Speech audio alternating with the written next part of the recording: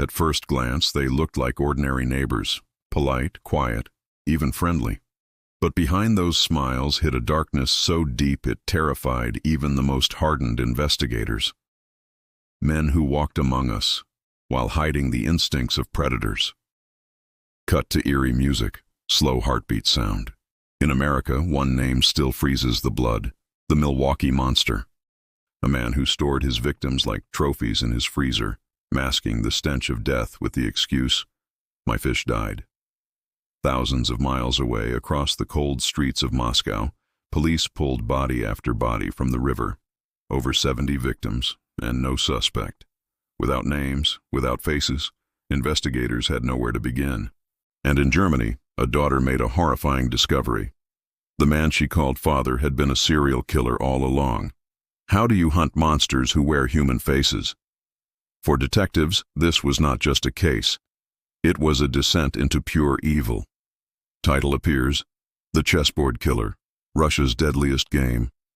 In Moscow's Bitsevsky Park, a place meant for laughter, chess, and picnics, death was hiding in plain sight. Between 2005 and 2007, bodies began appearing beneath the trees. Almost 40 men, all poor, homeless, forgotten. The city didn't notice at first, but the killer did.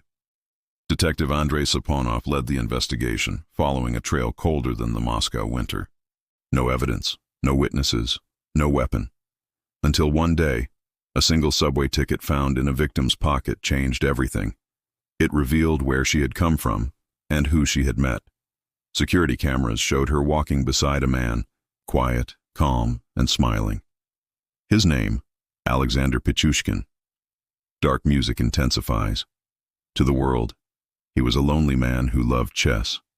But inside his mind, he played a deadlier game, a human chessboard where every kill filled another square.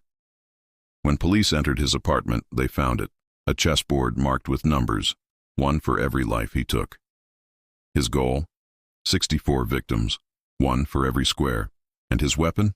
A simple hammer, cold, heavy, personal.